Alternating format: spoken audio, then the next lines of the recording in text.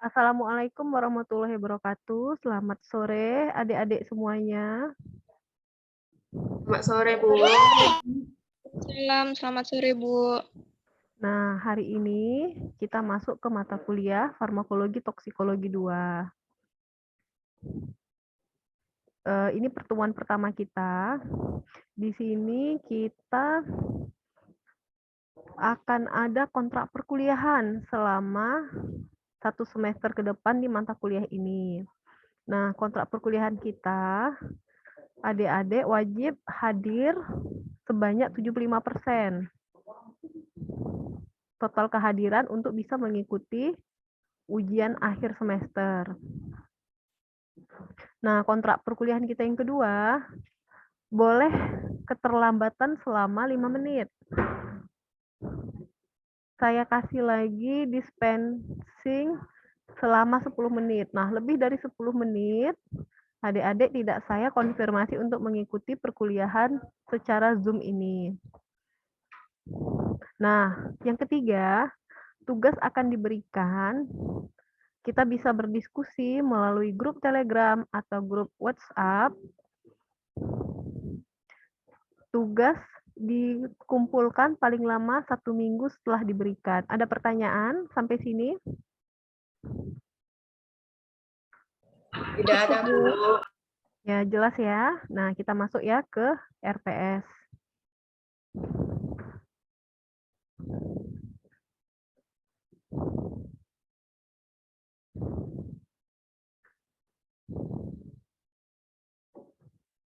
Kelihatan RPS-nya?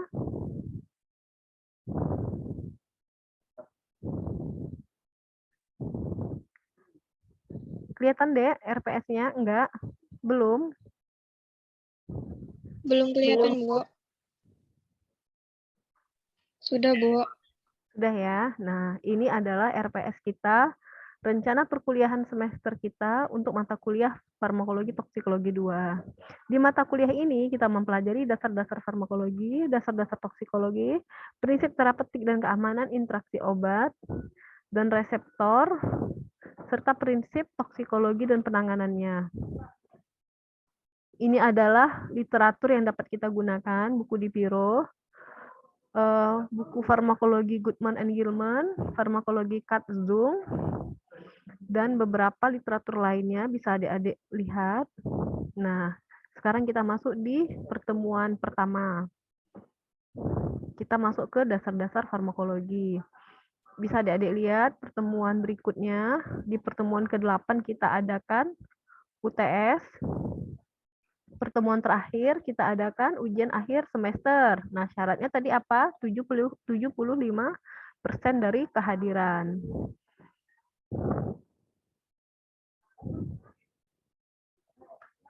Kita masuk ke presentasi ya. Kelihatan presentasinya belum ya?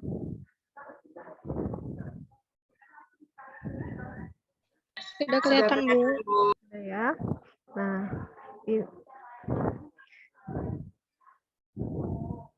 izinkan saya memperkenalkan diri dulu ya. Nama saya Elviana Neswita. Saya menamatkan perkuliahan saya di Universitas Andalas untuk S1 Farmasi, Apoteker, dan S2 Farmasi. Ini adalah nomor kontak saya yang bisa dihubungin. Nanti kita akan membuat grup Telegram atau grup WhatsApp untuk berdiskusi di luar jam perkuliahan. Nah, kita masuk ke slide berikutnya. Farmakologi berasal dari kata farmakon dan logos. Farmakon adalah obat, logos adalah ilmu. Jadi farmakologi itu adalah ilmu yang mempelajari interaksi obat dengan sistem biologik. Sistem biologik itu apa? Makhluk hidup atau organisme. Nah, seiring dengan perkembangan zaman, cabang-cabang ilmu tersendiri yang saling mendukung muncul. Apa-apa saja itu? Ada farmakognosi, biofarmasi, farmakokinetik, farmakodinamik, toksikologi, dan farmakoterapi.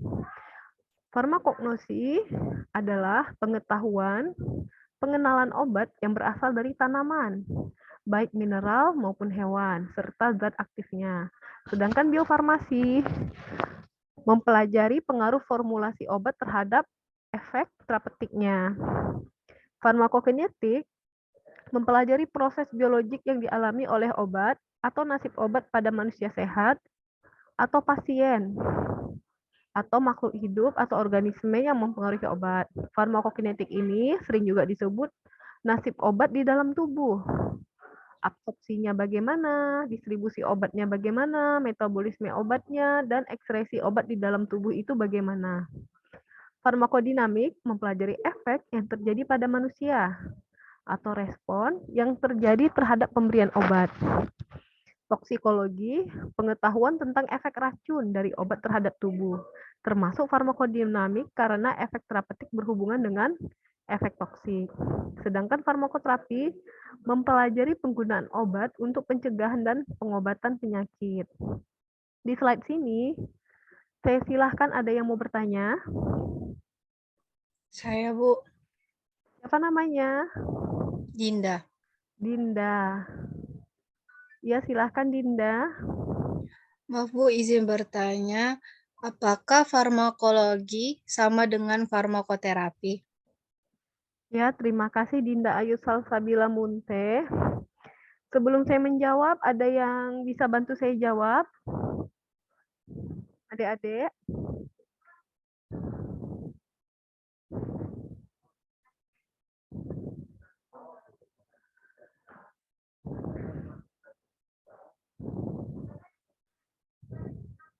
Siapa yang bisa saya bantu jawab? Joanna bisa bantu, Joanna?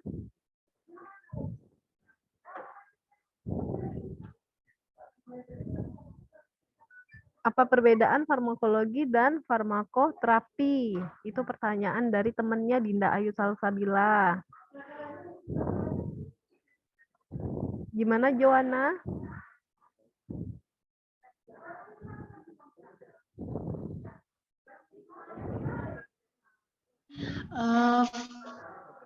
Izin menjawab, Bu. Iya, Kalau silahkan. farmakologi itu mekanisme itu cara kerjanya. Sedangkan terapi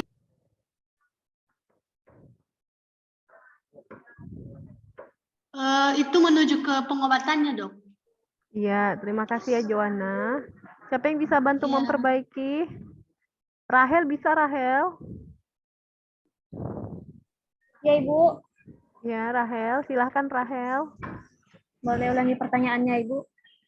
Iya, tadi pertanyaan dari teman kita, Dinda Ayu Salsabila Munte, bertanya, apakah perbedaan farmakologi dengan farmakoterapi? Kalau farmakologi itu ilmu yang mempelajari pengaruh obat terhadap makhluk hidup. Nah, sedangkan farmakoterapi itu bagaimana obat itu untuk mencegah atau mengatasi penyakit. Iya, bagus ya Rahel. Terima kasih untuk yang menjawab Rahel sama Joanna. Iya, kalau farmakologi kita mempelajari mekanisme kerja obat, mempelajari bagaimana terjadinya efek samping, bagaimana cara kerja obat, bagaimana terjadinya efek terapi, bagaimana terjadinya efek toksik. Kita mempelajari obat lebih ini ya, secara umum ya.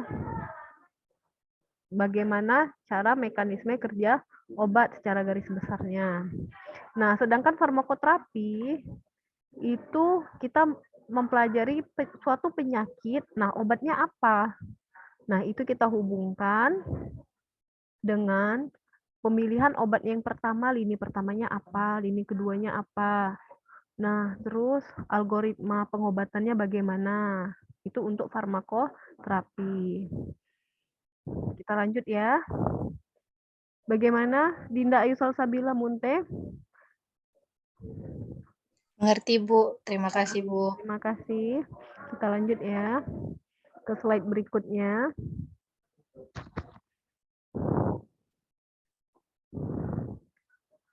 Sebelum saya masuk ke slide berikutnya, masih ada yang mau bertanya terkait di sini? Saya Bu izin menjawab, bertanya. Iya, siapa namanya? Destin Bu. Destin Zebua. Iya, silahkan Destin. Saya mau bertanya Bu, apa perbedaan dari farmakokinetik dengan farmakodinamik? Ya, terima kasih Destin. Ada yang bisa bantu saya jawab, adik-adik?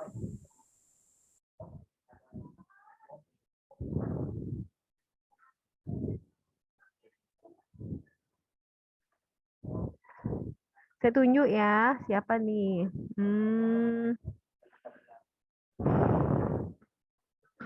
Marina Novelli Borupurba. Bisa bantu saya jawab, Marina? Perbedaan farmakokinetik dengan farmakodinamik, pertanyaan Destin Zebua. Bisa, Bu. Kalau silakan. farmakokinetik itu lebih ke gimana organisme mempengaruhi obat. Sedangkan farmakodinamik itu gimana suatu obat itu mempengaruhi suatu organisasi. Ya, terima kasih ya, Ya, Bu. Marina.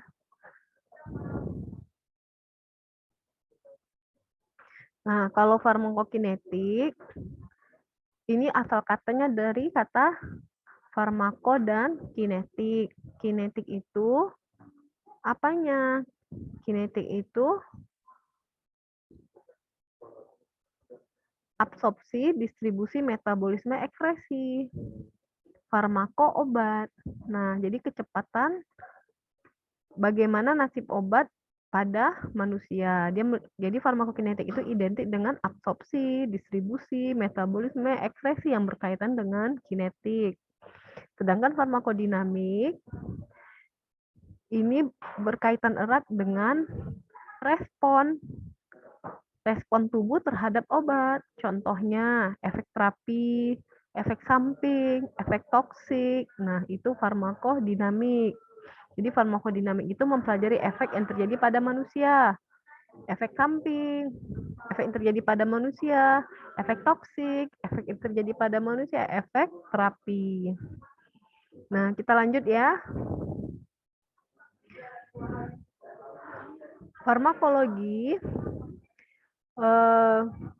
Farmakologi ini sejarahnya mulai dari zaman purba. Bukan saat ini aja ya, mulai dari zaman purba. Di mana mulai dari daun atau akar tanaman dilakukan uji coba secara empiris, lalu berdasarkan pengalaman diwariskan secara turun-temurun. Lalu ditemukan racun untuk obat. Contohnya pada suku India dan Afrika, strychnine dan curare, racun panah pada suku India dan Afrika yang berfungsi sebagai relaksan otot. Ada juga nitrogen mustard, gas racun yang menyebabkan anti kanker atau sitostatika. Ada juga obat nabati yang digunakan secara rebusan atau ekstrak, menghasilkan khasiat yang berbeda, yang bergantung asal tanaman, waktu panen, cara pembuatan. Namun hasilnya masih kurang memuaskan. Kenapa? Karena teknologinya yang belum ada.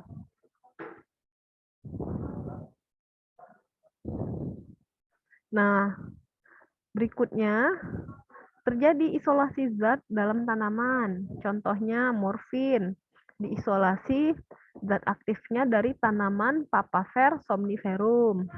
Terus isolasi zat aktif digoxin dalam tanaman Digitalis lanata. Isolasi zat aktif vincristin dan vinblastin dari dalam tanaman Vinea rosea. Nah, selanjutnya di awal abad 20 ditemukan obat kimia sintesis. Yang pertama aspirin, yang kedua sulfanilamid pada tahun 1935, yang ketiga penisilin pada tahun 1940. Lalu setelah melewati tahun kemerdekaan kita 1945, Berkembanglah ilmu kimia, fisika, dan farmasi kedokteran sehingga menghasilkan lebih kurang sebanyak 500 obat baru per tahun. Sehingga terjadi perubahan di bidang farmakoterapi. Nah, dari nama-nama obat, itu ada nama kimia, ada nama generik, ada nama resmi, ada nama merek. Nama kimia itu menyatakan komposisi kimia dan struktur molekul. Nama generik biasanya disarankan oleh produsen. Nama resmi adalah nama yang tercantum dalam farmakope. Sedangkan merek adalah nama perdagangan atau nama kepemilikan. Ada pertanyaan di sini, di slide-nya? Ada, Bu. Ya, silahkan. Izin, Bu. Saya Halimah Harahap ingin bertanya, apa perbedaan dari nama generik dan paten dari suatu obat? Terima kasih, Bu. Ya, terima kasih Halimah Harahap. Ada yang bisa bantu saya jawab? Pertanyaan Halimah.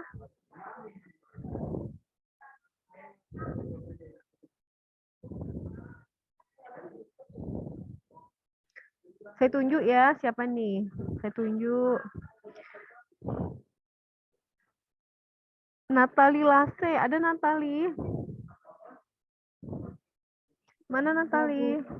Ya, Natali, bisa bantu saya jawab, Natali? Pertanyaan Halimah. Bisa, Bu.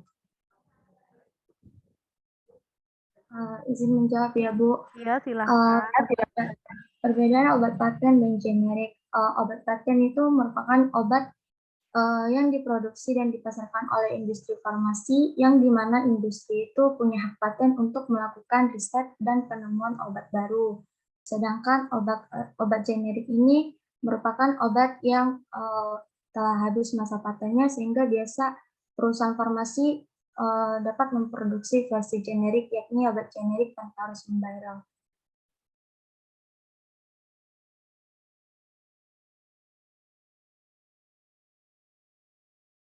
Terima kasih ya jawabannya. Natali Lase, bagaimana Halimah? Sudah jelas, Bu. Iya, terima kasih. Nah, kita lanjut. Nah, dari pertanyaan Halimah, kita contohkan ya nama kimianya. 7 kloro, 1,3 dihidro, 1 metil, 5 fenil, 2H1. Nama generiknya adalah diazepam. Nah, itu nama generiknya. Nah, nama resminya apa? Nama resminya di farmakope atau di USP. USP itu apa? USP singkatan dari United States Pharmacope. Farmakopenya Amerika. Nama resminya diazepam. Nah, untuk brand namanya, contohnya adalah Valium.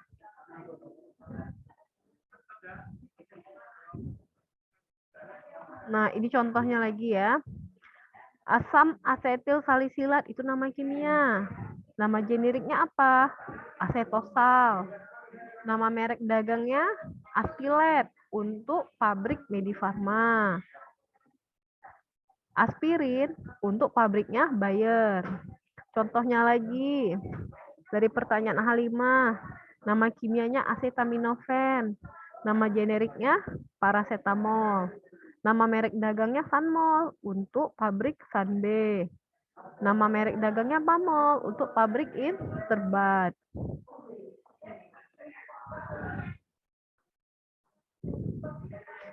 Nah, untuk komponen dari profil obat itu ada nama, klasifikasi, mekanisme aksi indikasi, farmakokinetik, efek samping, rute administrasi, kontraindikasi, dosis, bagaimana disediakan, dan pertimbangan khusus. Nah, ini kita pelajari di farmakologi, terutama mekanisme aksi.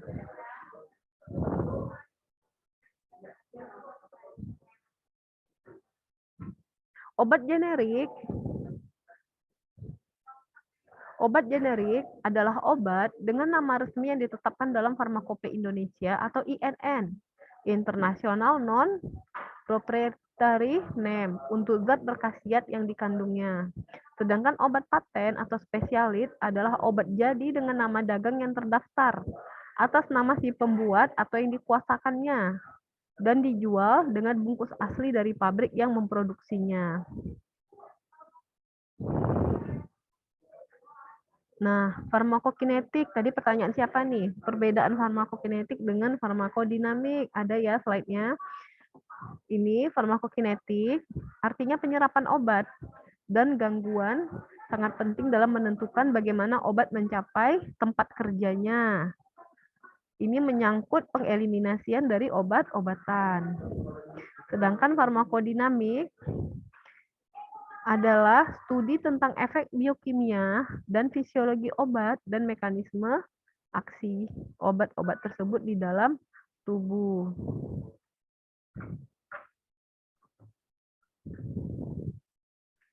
Nah, untuk rute administrasi ada oral, injeksi, subkutan, intramuskuler, intravena, inhalasi, intranasal, sublingual, dan transdermal. Nah, adik-adik berdasarkan waktu kita yang terbatas, kita lanjutkan ya di grup Telegram atau grup WhatsApp. Kita akhiri ya pertemuan hari ini.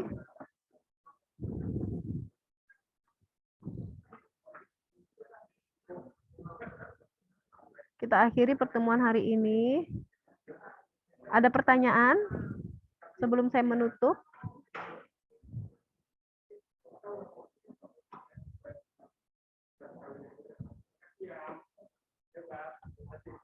Ada pertanyaan? Tidak ya? Izin Bu, satu Ya. lagi boleh? Oh iya, silahkan Syahratul Hasanah. Untuk rute pemberian obatnya Bu, itu lebih bagus lewat oral atau injeksi ya Bu? Ya, terima kasih Syahratul Terima Hasanah. kasih, Bu. Ada pertanyaan teman kita. Lebih bagus mana pemberian obat, oral atau injeksi? Siapa yang bisa bantu saya jawab?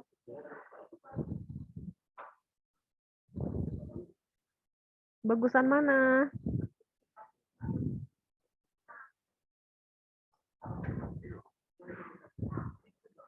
Nah, tidak ada yang bisa bantu saya jawab? Lebih bagus injeksi ya, Bu? Iya, lebih bagus injeksi. Kenapa, Halimah?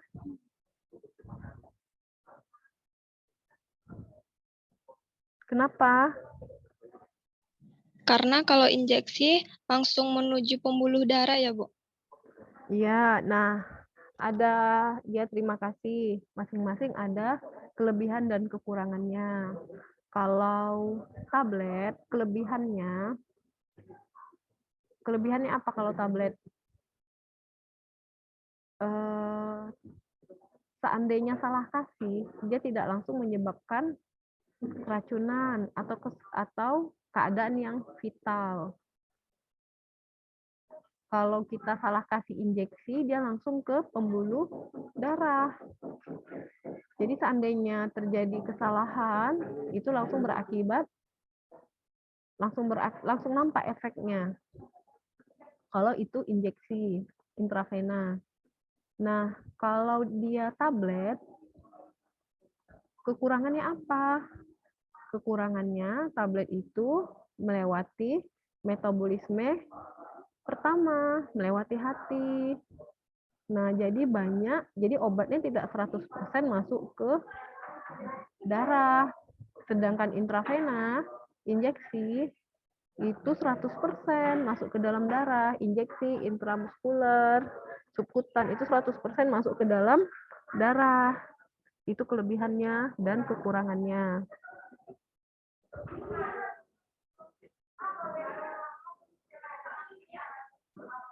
Ada pertanyaan lagi?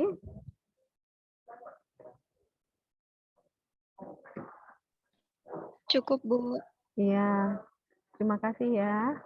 Nah, untuk berikutnya kita bertemu di grup Telegram, grup WhatsApp ya, untuk diskusi berikutnya. Kita akhiri ya pertemuan hari ini. Terima kasih, selamat sore. Assalamualaikum warahmatullahi wabarakatuh. Waalaikumsalam. Sore, Bu. Sore, Bu.